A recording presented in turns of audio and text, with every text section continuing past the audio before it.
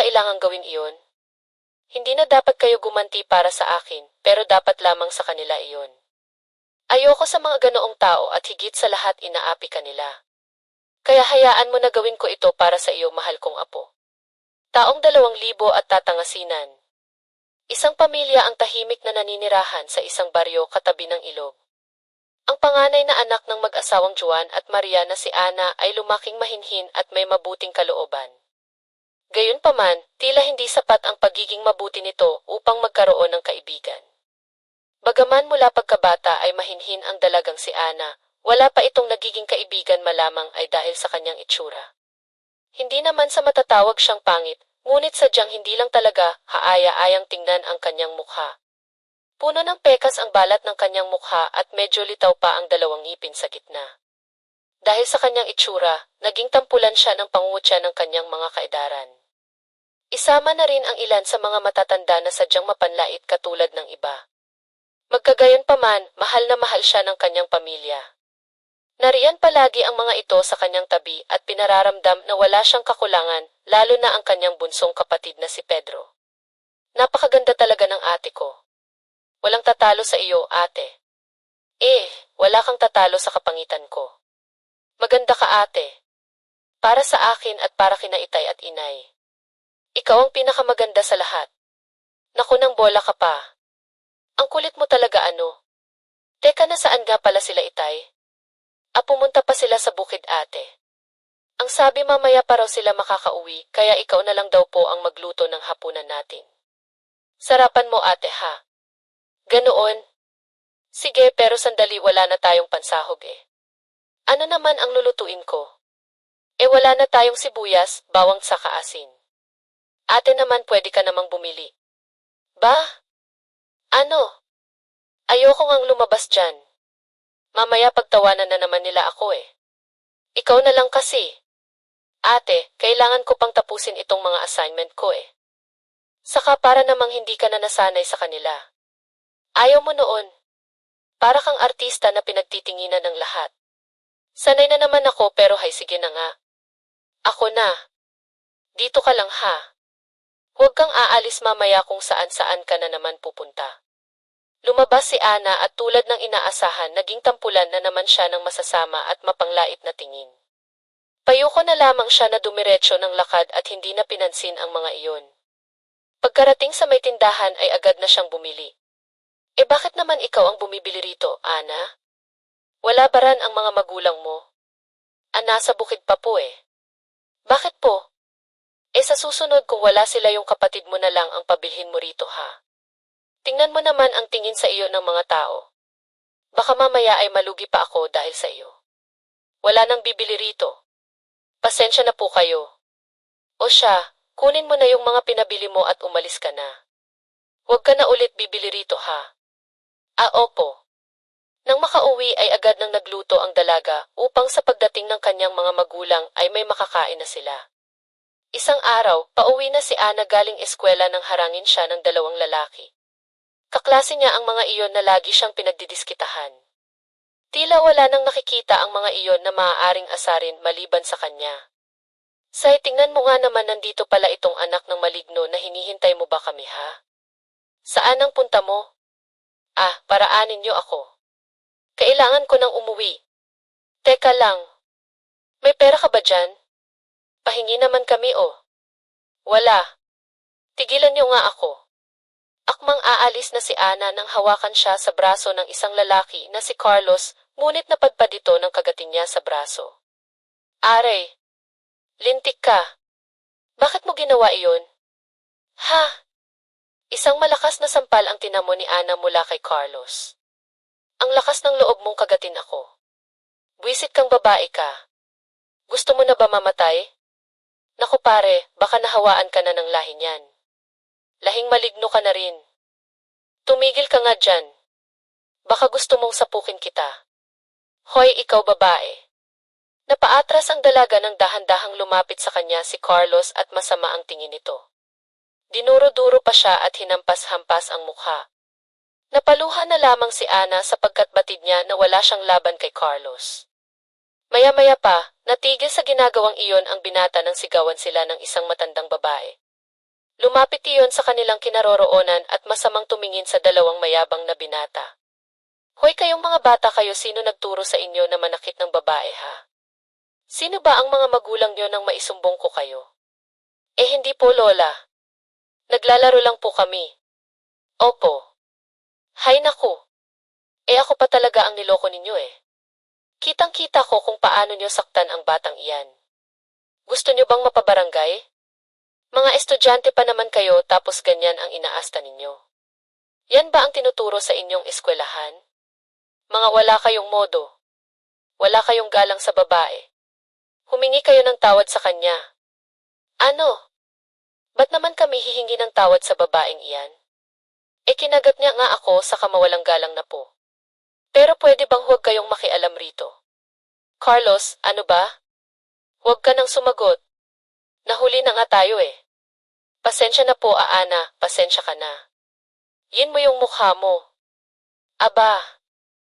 Hay. Oo siya. Umalis na kayo bago ko pa kayo isumbong sa mga ginagawa ninyo. Huwag niyo na itong ulitin ha. Opo. Pasensya na po ulit. Tayo na pere. Pagkaalis ng dalawa ay saka naman nilapitan ng matandang si Rosa ang dalagang si Ana na noon ay napahanga ng matanda. Ayos ka lang ba iha?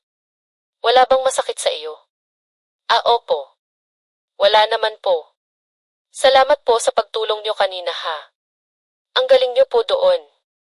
Naku, wala iyon. Kahit naman matanda na ako hindi nila ako maaaring maliitin.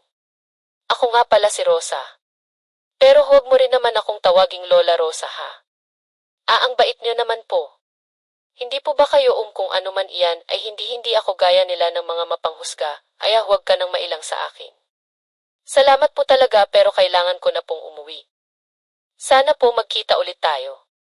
Dito lang rin naman ako nakatira kaya hindi malabo iyan. Sige po. Babay na po. Salamat po talaga. Nakangiting umuwi si Ana sa kanilang bahay na ipinagtaka ng kanyang pamilya. Kadalasan kasi malungkot ang kanyang mukha o kaya ay humihikbi na alam na naman nila kung ano ang dahilan.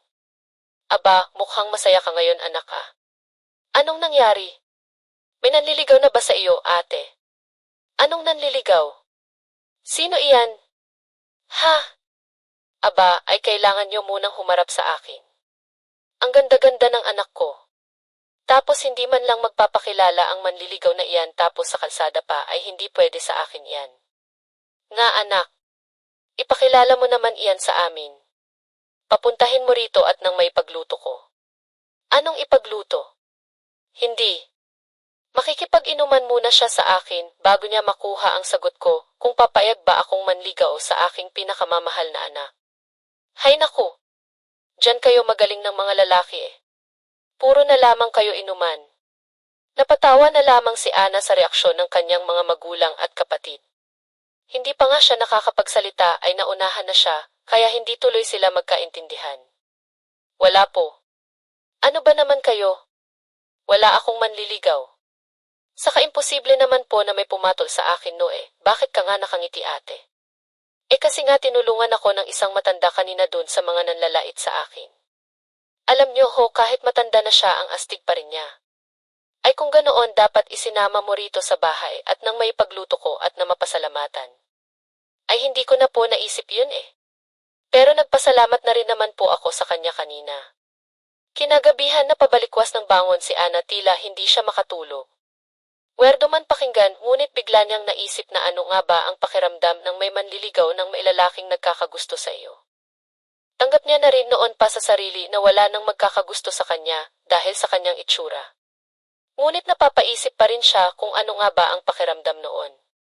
Nakatulugan niya na lamang ang isiping iyon. Kinaumagahan, papasok na naman siya sa eskwela at habang nasa daan ay nasalubong niya ang matandang nagpakilalang Rosa na nagtanggol sa kanya. Lola Rosa. Oh, ikaw pala. Kumusta ka na? Papasok ka na ba, iha? Opo. Kayo po, saan po kayo pupunta? Ay, napadaan lamang ako eh. Tanggapin mo ito. Ako mismo ang nagluto niyan. Masarap iyan. Kainin mo iyan ha. Naku, hindi po ba nakakahiya? Baka po may iba pa kayong pagbibigyan nito. Hindi. Wala.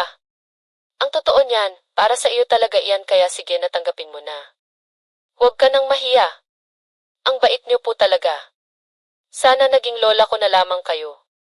Pwede naman. Bakit naman? Hindi.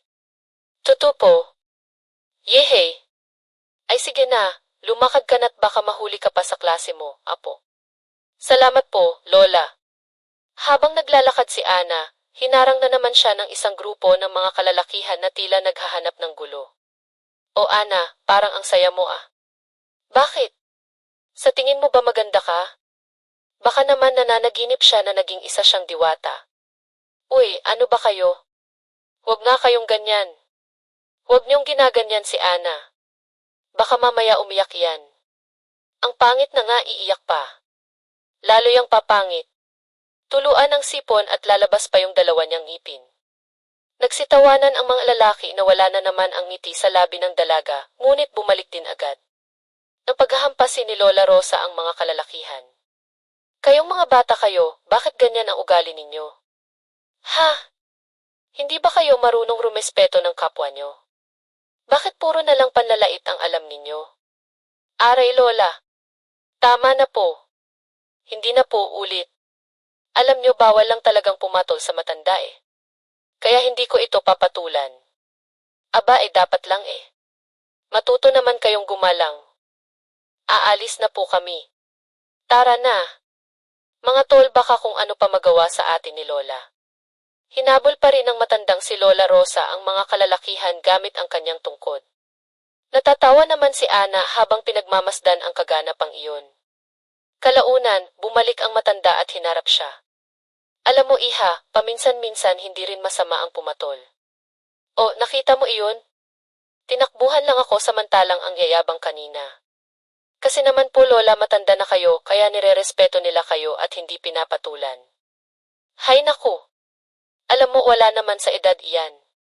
Nasa tapang at diskarte dahil kapag patuloy mo lang sila na hinayaan na apihin ka, makakasanayan nila iyan hanggang sa iisipin nila na kayang-kaya kanila. Sana nga po, sana balang araw matuto rin akong lumaban. Ay sige na, mahuhuli ka na sa eskwela. Magmadali ka na. Matamis ngumiti si Ana sa patakbong naglakad patungo sa eskwelahan. Pinagmasdan lang siya ng matanda pagkway na pabuntong hininga. Magmula nung araw na iyon, naging malapit na sila sa isa't isa. Naging mas malapit na nga siya rito kaysa sa kanyang ina. Tinuturing siyang apo ng matanda at lola naman ang turing niya doon. Masaya sila at nagkakaunawaan na tila magkadugo. Naging madalang na rin ang pangungutsa sa kanya dahil sa matandang iyon na parati siyang ipinagtatanggol at pinagbabanta na kapag hindi pa tumigil ang mga kalalakihan ay malalagot sila. Medyo nakakatakot naman kasi ang itsura ni Lola Rosa lalong-lalo na kapag pinandilatan na sila ng mata. Ang buong akala ni Ana ay magiging maayos na ang lahat. Ngunit isang araw, nabalitaan niyo papatay na raw si Carlos. Sinong Carlos? Yung anak ba ni Sofia? Siya nga. Natagpuan raw na patay sa kwarto niya at alam niyo ba kung ano ang nakita sa katawan niya teka, may pumatay ba sa kanya? Ay parang ganoon na nga yung katawan niya ay puno ng mga ano nga bang tawag doon ay basta marami siyang pula-pula sa katawan at bumubukol pa at yung mukha niya pulang-pula rin at bumakat pa yung mga daliri sa tingin ko siya rin naman ang gumawa di sa sarili niya, bakit niyo naman gagawin iyon papatay niya yung sarili niya ang labo mo naman mag-isip pero katakataka yung pagkamatay niya, hindi kaya kinulam siya pagkasabi noon ng ginang ay saka. Naman dumating ang isang babae at nagsisisigaw na tila naghahamon ng away. Marami tuloy ang nakiusyoso sa kanila. Nasaan ang babaeng iyon ha? Ilabas niyo siya. Ano ba? Sandali. Sino bang hinahanap mo? Sinong babae ang tinutukoy mo? Sino pa? Napakapangit na babae rito sa inyo. Ilabas niyo siya. Napakapangit. Sino naman? Alam ko na si Ana. Wala akong pakialam kung ano man ang pangalan niya. Basta ipaharap niyo siya sa akin. Nasaan iyon ha? Ilang sandali pa, dumating ang dalawang lalaki habang hawak ang dalagang si Ana na halatang takot sa maaaring mangyari. Harapin mo iyan. Yari ka ngayon. Nang makita ng nagwawalang babae si Ana ay mabilis siya nitong nilapitan at sinabunutan. Kinalagkad siya nito patungo sa gitna kung saan nag-umpukan ang mga taga-baryo. Sinampal, sinabunutan, sinipa at kung ano-ano pa ang ginawang pananakit nito sa kanya. Wala namang pakialam ang mga nakapalibot, ang ilan ay naaawa, ngunit mas lamang ang natutuwa. Tama na po. Nasasaktan na ako. Are, ano po ba ang ginawa ko? Ang kapal ng mukha mo. Ikaw ang pumatay sa anak ko, di ba? Aminin mo. Wala po akong alam sa sinasabi ninyo. Hindi po ako ang pumatay sa kanya. Bakit niya naman po ito ginagawa sa akin? Sinungaling, may nakapagsabi sa akin na ikaw ang huling binuli ng anak ko at pinagbantaan mo pa siya noon na kapag inulit niya pa iyon, magbabayad siya. Hindi niya na inulit pero bakit pinatay mo pa rin siya? Ha? Wala kang awa? Walang hiya ka? Napakasama mo. Hindi po iyan totoo. Hindi ko sinabi ang mga iyan. Maniwala po kayo sa akin. Pagbabayaran mo itong babae ka. Umayos lang tayo si Sofia na ina ni Carlos at saka humarap sa mga tao. Makinig kayo mabuti. Ang babaeng ito ang pumatay sa anak ko. Ang dahilan ng pagkamatay niya ay barang. At itong babaeng to ang pwede lang gumawa noon. Mambabarang siya. Mamamatay tao. Kaya mag-iingat kayo sa kanya. Kung ako sa inyo, hindi ko na siya gugustuhing makita pa sa lugar na ito. Pagkatapos noon ay agad na ring umalis ang ginang. Nagbulungan ang mga tao at tinitigan na lamang ng masama si Ana. Maya-maya pa, pinagbabato nila ang dalaga ng kung anumang mga bagay na naroroon at sabay-sabay na nagsalita na parang mga bubuyo. Samantala, dumating naman sina Juan at Maria at agad na lumapit sa kanilang anak. Ano bang problema ninyo? Bakit niyo binabato ang anak ko? Mambabarang niyang anak mo. Binarang niya yung anak ni Sofia na si Carlos at siguradong din kayo. Pamilya pala kayo ng mga mambabarang. Kaya pala nakakatakot ang itsura ng anak ninyo. Ano? Anong kalokohan yung sinasabi niyo? Hindi kami mambabarang. Wala kayong ebidensya. Wala kaming pakialam. Ang mabuti pa umalis na kayo rito. Mga salot kayo. Aba, at bakit kami aalis?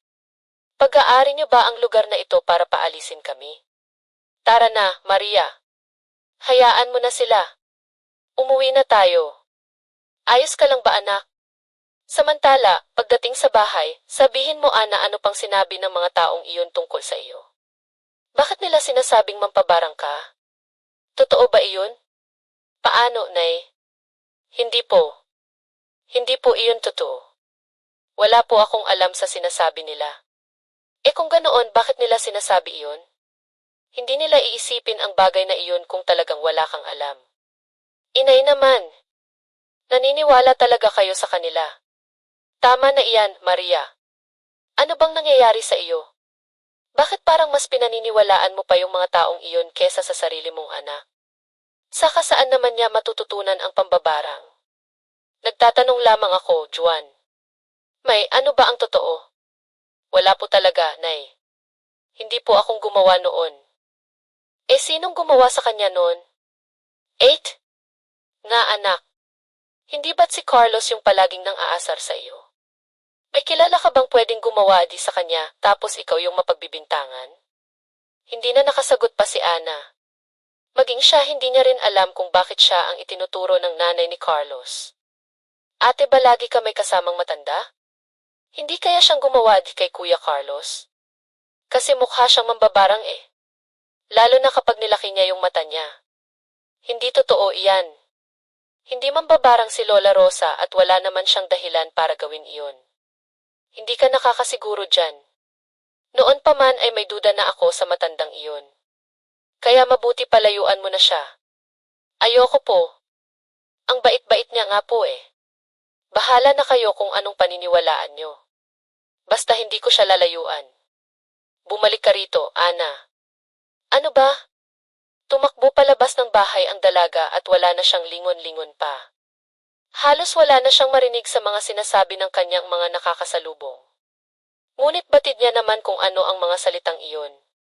Sa kakatakbo niya ay dinala siya ng kanyang mga paa sa bahay ng matandang si Lola Rosa. Agad siyang pumasok at dinambahan ito ng yakap. Umiyak lang siya ng umiyak hanggang sa huminto na. At saka naman nagtanong ang matanda. Ano bang nangyari at tumungo ka rito ng ganyan? Sabihin mo may nanlait na naman ba sa iyo? Bakit ho ganoon sila? Bakit ang bilis nila manghusga kahit wala pa naman silang napapatunayan? Ikwento mo sa akin ang nangyari. Makikinig ako. Naalala niyo po ba si Carlos, yung isa sa mga lalaking nambubuli sa akin kung saan rin po tayo una nagkita? Bakit? Natatandaan ko pa naman yung lalaking iyon. Ano bang mayroon sa kanya? Patay na po kasi siya. Ang sabi, barang daw po ang dahilan ng pagkamatay niya at ako po ang pinagbibintangan nilang gumawa sa kanya noon. Hindi ko po alam kung bakit ako pero wala po talaga akong alam. Kahit po ang inay parang mas pinaniniwalaan niya pa yung mga taong iyon kaysa sa akin. Napabuntong hininga na lamang ang matanda at hinaplos ang buhok ni Ana. Naasya sa sitwasyon nito. Hindi niya akalain na ganoon ang mangyayari. Huwag ka mag-alala. Kahit na anong mangyari, nandito lamang ako parati sa tabi mo. Naniniwala ako sa iyo dahil alam kong hindi mo magagawa iyon. Kaya ang mabuti patumahan ka na, Ana. Salamat po, Lola Rosa. Buti pa kayo hindi nagdadalawang isip na paniwalaan ako. Doon na muna nagpalipas ng gabi si Ana. Hindi na muna siya umuwi. Ayaw niya pa munang makausap ang kanyang pamilya, lalo na ang kanyang ina na inaamin niya na medyo nagdaramdam siya. Makalipas ang 2 araw, nabalitaan na naman nilang maging si Diego na matalik na kaibigan ng namatay na si Carlos ay pumanaw na rin. At kung ano ang sinapit ng isang binata ay ganoon din ang nangyari sa kanya. Labis na nagdamdam ang mga magulang ng 2 magkaibigan, wala pa rin silang ibang iniisip na pwedeng gumawa noon kundi si Ana. Gaya ni Sofia, sumugod rin ang ina ni Diego at ipinahiya ang dalaga na kanilang pinagbibintangan. Pinagkalat noon sa buong baryo na mambabarang daw si Ana. Kaya naman mas dumoble ang paghihirap na kanyang naranasan sa kamay ng kanyang mga kapitbahay. Hindi na siya lumalabas upang maiwasan ang mga taong mapanghusga. Samantala sa palengke kung saan nagtitinda ang mag-asawang Juan at Maria, huwag kayong bumili sa mga iyan, baka malasong kayo o kaya baka nilagyan nila ng kung anong gayuma o orasyon yang mga pinagbebenta nila. Hoy, ano bang pinagsasabi mo dyan? Huwag mo nga kaming sinisiraan. Ang kapal ng mukha mo. Palibhasa tuyot na yung mga paninda mo. Kaya sinisiraan mo kami sa mga mamimili. Kayo huwag kayong magpapapaniwala sa mga sinasabi niyan. Sinungaling ang taong iyan. Asus, Maria. Kalat na iyon sa buong baryo. Yung tungkol sa ginawa ng anak mo daon sa 2 estudyante na nanlalait sa kanya noon. Sino pa ba naman ang gagawa noon kundi ang anak niyo lang? Teka lang sandali pare ha. Huwag naman kayong magsalita ng ganyan. Naghahanap buhay kami rito ng maayos tapos ganyan ang gagawin mo. Wala naman sanang siraan. At pwede ba huwag mong dinadamay rito si Ana? Hindi totoong mga binibintang niyo sa kanya. At wala naman kayong patunay na siya nga ang may gawa. Kaya pwede ba manahimik na lamang kayo? Tigilan niyo ang anak namin. Nakikiusap ako bilang kanyang ama. At pinamumukha mo na sinungaling ako. Ganun ba? Sa iyo na nanggaling iyan. Tama na Juan. Mabuti pa huwag mo nang patulan ang mga kulang sa pansin na gaya ng lalaking iyan. Dahil sa matumal na benta, nagpasya na lang ang mag-asawa na umuwi na nang matingnan na rin ang kalagayan ng anak nilang si Ana. Hindi ko na talaga kaya ito, Ana. Anak, aminin mo na lang kasi at humingi ka ng tawad. Kung kinakailangang lumuhod ka sa harap nila, humalik sa lupa, gawin mo para tigilan na nila tayo. Ano naman po ang aaminin ko sa kanila, Nay? Wala nga po. Saka ang turo niyo sa akin noon, huwag akong hihingi ng tawad kung alam kong wala naman akong kasalanan. Hindi ba? Nay, anong gagawin mo? Pababayaan mo na lang sila na ganyanin tayo. Mabuti sana kung ikaw lang ang naapektuhan Pati rin kami. Yung kapatid mong si Pedro nadadamay na rin sa panlalait nila. At ikaw hindi ka na pumapasok. Kami ng itay mo wala nang bumibili ng mga gulay sa amin dahil sa iyo. Kaya humingi ka na lamang ng tawad para matigil na sila. Yun lang naman ang gusto nila Ibigay mo na para bumalik na sa normal ang pamumuhay natin. Wala nang ibang paraan. Kanapatayo mula sa pagkakaupo ang dalaga at umiiyak na hinarap ang ina. Hindi niya matanggap ang mga sinabi nito. Mababalik sa normal ang buhay natin, Nay. Kayo lang po iyon. Hindi po ako. Kasi mula noon hanggang ngayon, hindi naman naging maayos ang buhay ko eh. Puno ng panlalait, tawanan at panghusga. Yun lang po ang natatanggap ko mula sa mga kapitbahay natin. Akala ko ayos lang dahil nandyan naman po kayo na pamilya ko para sa akin para palakasin ang loob ko. Tapos ngayon inaakusahan nila ako sa bagay na hindi ko naman ginawa. Bakit ba kasi ayaw niyong maniwala sa akin?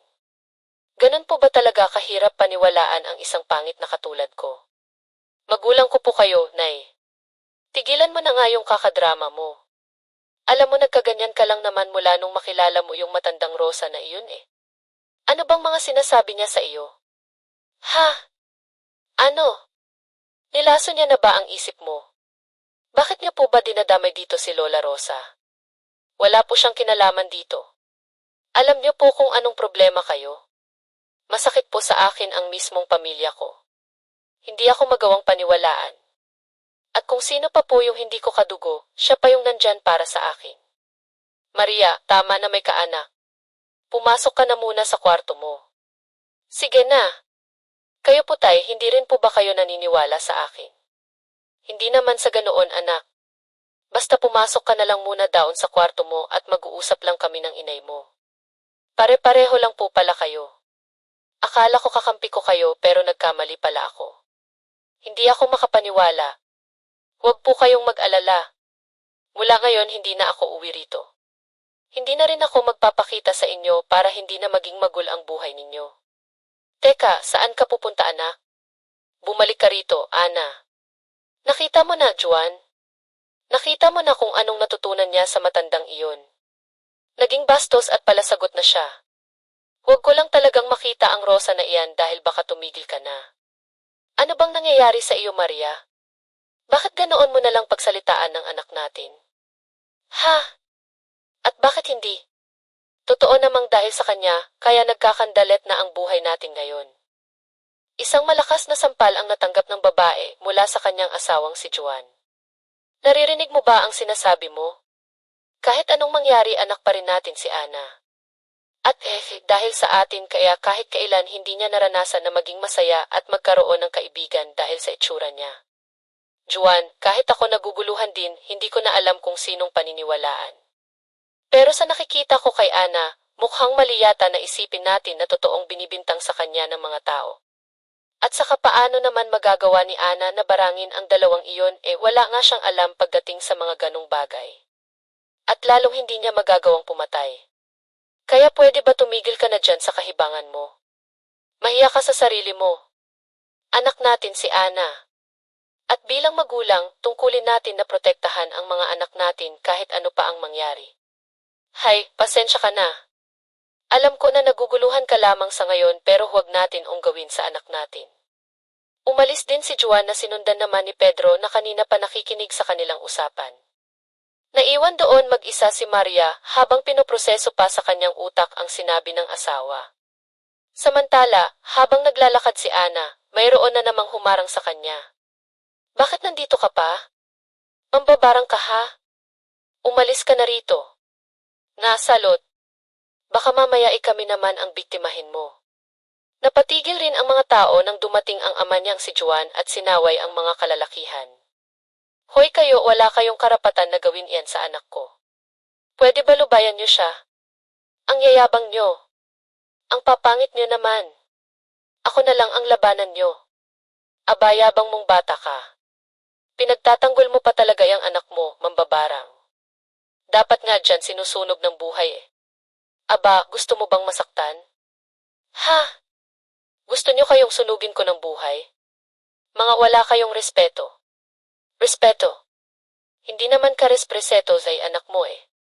Tara na nga pare baka mahawa pa tayo sa pagiging malas niyang mga iyan. Balak pa sana silang suguri ni Juan, ngunit pinigilan na sila ni Ana. Nagtungo na lang sila sa medyo tagong pwesto at doon nag-usap. Pasensya ka na anak kung nangyayari to sa iyo. Kasalanan ko nagkulang ako bilang ama. Hindi kita na ipagtanggol kaagad noon. Patawarin mo sana ako. Nga ate. Sorry din kung naging tahimik lang ako. Ayos lang iyon sa akin. Natutuwa ako na dumating kayo para ipagtanggol ako. Ang inay po pala. Iniwan namin siya ni Itay down sa bahay. Umiiyak siya. Umiiyak. Bakit? Huwag mo diintindihin iyon at pagpasensyahan mo na rin ang inay mo. Magulo lang ang isip noon kaya niya nasabi yung mga iyon. Ay siya nga pala. Anong balak mo ngayon? Buti pa umuwi ka na sa bahay. Hindi pa po ako handa eh. Masama pa rin po ang loob ko kay inay.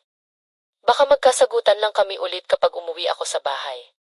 Saan ka naman pupunta ate? Kay Lola Rosa. Doon na muna ako sa kanya. Welcome naman ako sa bahay niya eh. Saka wala pong nananakit sa akin kapag naandun ako sa kanya. Takot po kasi sa kanya ang mga tao dito. Sigurado ka ba anak? Opo. O sige kung iyan ang desisyon mo, hindi kita pipigilan. Basta kung gusto mong umuwi, umuwi ka lang ha. Maghihintay kami sa iyo. Saka huwag ka na munang masyadong lalabas. Gagawa rin ako ng paraan para malinis ang pangalan mo sa mga taga-baro natin. Patutunayan ko sa kanila na wala kang ginagawang masama. Salamat po, Itay. Kahit papaano gumaan po ang loob ko. Akala ko pati kayo hindi ko rin kakampi. Kakampi mo ako, anak, kahit na anong mangyari. Babay ate kung pangit ikaw talaga kahit kailan. Sige na po umuwi na po kayo tayong maganda. Napahabol pa ng yakap si Pedro sa kanyang ate bago ito sumunod sa kanyang ama. Tinanaw na lang ni Ana ang kanyang tatay at kapatid habang papalayo ang naglalakad matapos pag-aanin ang kanyang loob. Ngunit mas naging masaya sana siya kung kasama nila ang kanyang ina. Naging maayos naman ang pananatili ni Ana sa poder ng kanyang Lola Rosa. Tinatrato siya nito ng maayos at pinoprotektahan na rin laban sa mga taong mapanghusga. Lola, matanong ko lang po. May alam po ba kayo sa pambabarang kung ano man iyon o paano iyon ginagawa? Bakit naman bigla kayatang naging interesado sa ganyan? Ano? Naiisip mo bang maghiganti sa mga tao na nangapi sa iyo? Hindi naman po. Kayo talaga, Lola. Natanong ko lang po kasi syempre iyon po ang dahilan kung bakit para akong kriminal na nagtatago ngayon. Kaya gusto ko lang pong malaman. Alam ko biro lamang iyon. Sa totoo lang apo, mas mainam ang barang kung may mga kaaway ka na nais mong gantihan. Pero ayaw mong malaman nila na ikaw ang may gawa. Pwede mo rin silang mapatay kahit saang lupalop man sila ng lugar basta't mayroon ka ang retrato nila o kaya ay kahit isang gamit nila gaya ng damit, suklay, kwintas o kahit na ano basta't sila lamang ang gumagamit ng bagay na iyon. Paano po kung may ibang gumagamit noon kunwari damit ano pong mangyayari? Hindi iyon epekto. Kailangan kasi talaga ay pagmamay-ari nila. Madali lang pumatay ng tao gamit ang pangkukulam o parang apo. Ano pong pinagkaiba nun, Lola? Mas malala ang barang kumpara sa kulam. Madaling kontrahin ng mga albularyo ang kulam. Ngunit ang barang kinakailangan muna nilang harapin ang mambabarang at labanan ito para mawala ang epekto ng salamangka. Gamit ang barang, makokontrol mo rin ang mga insekto pati na ang isip ng tao. Pero panandalian lamang iyon. Kadalasan kasi sa mga insekto talaga ito umepekto ng matagal. O pwedeng permanente na. Grabe naman po pala iyon. Pero may mga ganong klaseng tao po ba talaga pumapatay gamit ang kulam o barang? Naman apo. Lalo na nung mga kapanahunan ko pa, nung mga kaidaran mo pa lamang ako. Usong-uso iyan noon. Hay, naalala ko tuloy nung bata pa ako. Mayroon din akong karanasan sa ganyan kasama yung lola ko pa. Sa tuhod talaga po. May karanasan kayo sa ganoon? Ano po iyon? Kwentuhan niyo naman po ako, Lola. Gusto ko pong malaman. Ay, sigurado ka ba? Baka mamaya dyan eh. Iwasan mo na ako kapag naikwento ko iyon sa iyo. Si Lola naman hindi po. Siguradong hahanga pa po ako sa inyo. Ay siya. CJ. Alam mo kasi noong bata pa ako. Siguro yung mga 15 anyos pa lamang ako noon. Isinama ko ng lola ko sa tuhod sa bundok para mangahoy. Hanggang sa may nakita kaming isang bahay. Malaki iyon at luma na. May isang uwak roon na dumapo sa balikat ko. At dahil takot ako sa uwak, bigla kong hinawakan ang paa at hinagis ko iyon. Pinaghahampas ko rin ang kahoy hanggang sa mamatay. Ang hindi namin alam, alaga pala iyon na mambabarang na nakatira doon sa malaking bahay. Nagulat pa kami noon ng aking lola nang biglang bumukas ang malaking pintuan at lumabas ang isang matandang babae. Kwento pa ni Lola Rosa. Nagalit raw ang mambabarang na may alaga sa uwak at tinangka siyang gantihan. Sinubukan naman nilang humingi ng tawad, ngunit labis na nagdamdam ang mambabarang kaya hindi sila pinakinggan. Dahil doon nagharap ang lola niya sa tuhod na isa ring mambabarang at ang mambabarang na nakatira sa malaking bahay. Ayon pa sa matanda, halos hindi siya makapaniwala sa nakikita habang naglalaban at nagtatagisan ng kanya-kanyang orasyon ang dalawang mambabarang. Pero sa huli ay nagkaayos din naman sila at naging magkaibigan pa nga. Mahabang kwento kung paano, ngunit ang pagharap nilang iyon ay nauwi rin naman sa pagkakaibigan. Nakakatawang isipin. Ano? Sino nga ba naman ang mag-aakala na magkakalapit sila sa isa't isa? Samantalang napatay ko yung alaga niyang uwak. Grabe ang galing naman nun. Para ka na rin palang may kapangyarihan kapag isa kang mangkukulam o mambabarang. Parang gusto ko rin tuloy matuto nung lola. Hay naku! Alam mo iha, hindi madali ang buhay ng isang may kaalaman pagdating sa mga salamangka. Magulo at maraming magtatangka sa iyo. Kaya huwag mo pangarapin kung nais mo ng tahimik na buhay. Kayo po lola ba mambabarang ang lola ninyo? Ganoon din po ba kayo? Tinuruan ka po ba niya? Hindi agad nakasagot ang matanda na tila nag-iisip sa kung ano ang kanyang sasabihin. Kung aaminin ko ba sa iyo ay pagdududahan mo ba ako? Ano pong ibig niyong sabihin na pagdududahan ko kayo, Lola? Ay wala. Huwag mo iisipin iyon. Mabuti pa'y kumain na lang muna tayo at mukhang napahaba na yata ang kwentuhan natin. Halika na. Ala, matanong ko lang po. Wala po ba kayong pamilya, anak o apo? Nung dumating po kasi ako rito, mag-isa lamang kayo. Ngayon lang po ako naglakas loob na magtanong sa inyo kasi baka po magalit kayo sa akin. Wala na akong pamilya, apo. May anak ako pero nasa ibang bansa na siya nakatira ngayon.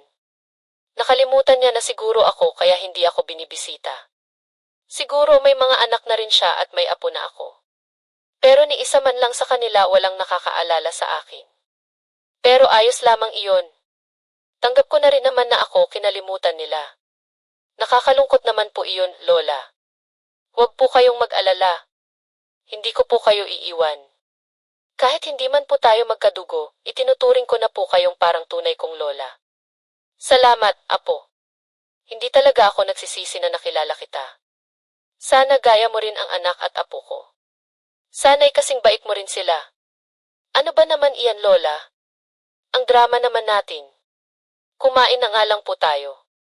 Kinabukasan, payapang nakaupo si Ana sa upuan na gawa sa kahoy habang pinagmamasdan ang magandang tanawin sa kanyang harapan. 2 linggo na rin ang nakakalipas mula nung lumipat siya sa poder ng matandang si Rosa. Ibig sabihin 2 linggo na rin niyang hindi nakikita at nakakasama ang kanyang pamilya. Gustong-gusto niya nang makita at makausap ang mga iyon ngunit hindi pa maaari. Iniisip niya kasi na baka makagulo na naman siya. Isa pa, mainit pa rin ang mata sa kanya ng mga tao. Napalingon ang dalaga nang may mapadaang isang lalaki at lumapit sa kanya akma sana siyang aalis. Ngunit pinigilan siya nito. Sandali lang. Ikaw si Ana ba? Bakit? Anong kailangan mo? Ano kasi paano ko ba sasabihin? Ano ba kasi iyon? Nandito ka ba para husgahan at saktan ako? Kung ganoon, gawin mo na ngayon para lang makaalis na ako. Hindi ganoon. Nagkakamali ka. Nandito ako para may kilala ka bang Rosa ang pangalan? Matandang na siya. Si Lola Rosa. Lola mo siya. Pero bakit ganoon? Ano bang kailangan mo sa kanya? Bakit mo siya hinahanap? Kasi ganito iyon Naalala mo ba sina Carlos at Diego? Namatay sila dahil sa barang ba? At ako pa nga ang pinagbibintangan nila na gumawa nun kaya paano ko naman maaalala iyon? Hindi nga ikaw ang gumawa dahil yung matanda. Yung Lola Rosa na sinasabi mo siyang pumatay down sa 2 iyon. Maniwala ka sa akin. Anong sinasabi mo? Nagsasabi ako ng totoo. Nakita ko mismo kung paano mamatay sina Carlos at Diego sa kamay ng babaeng iyon. Mambabarang siya. Mambabarang?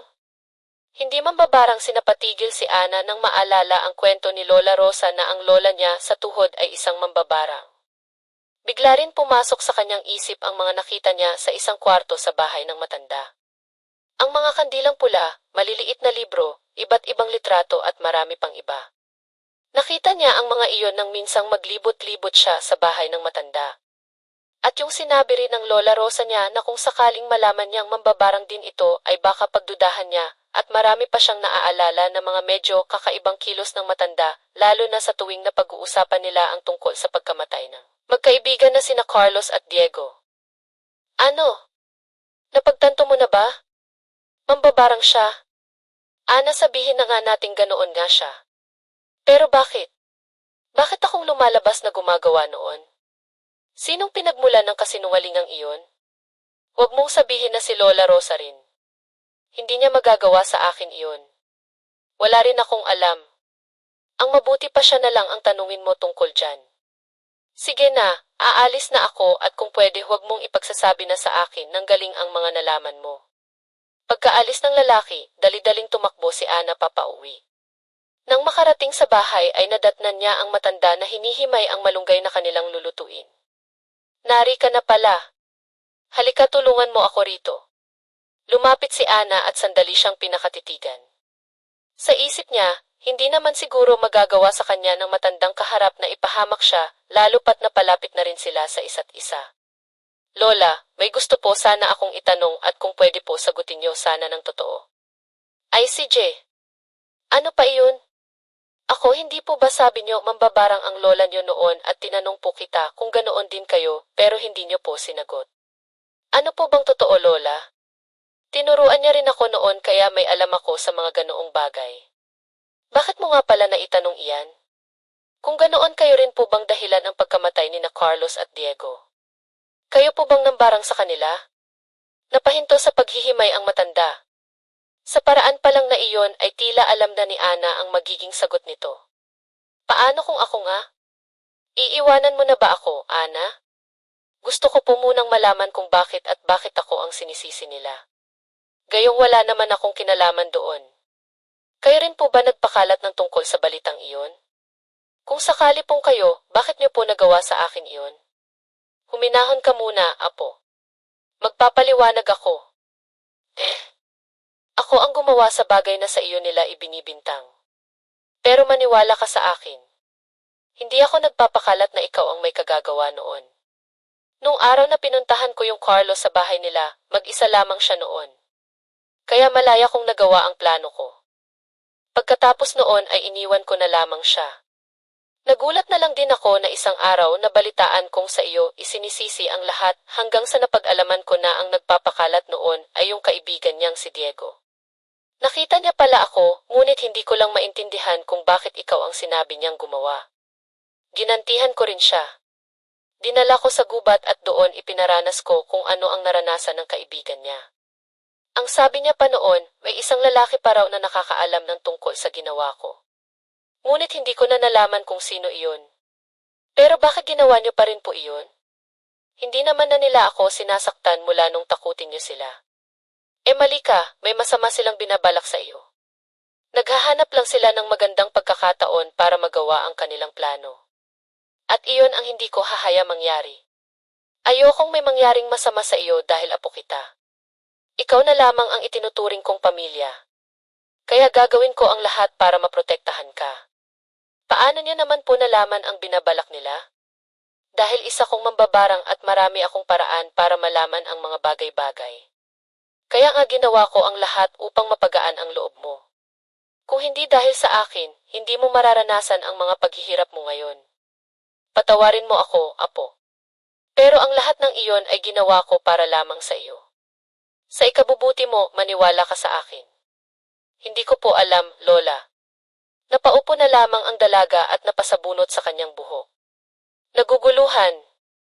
Hindi niya alam kung ano ang paniniwalaan.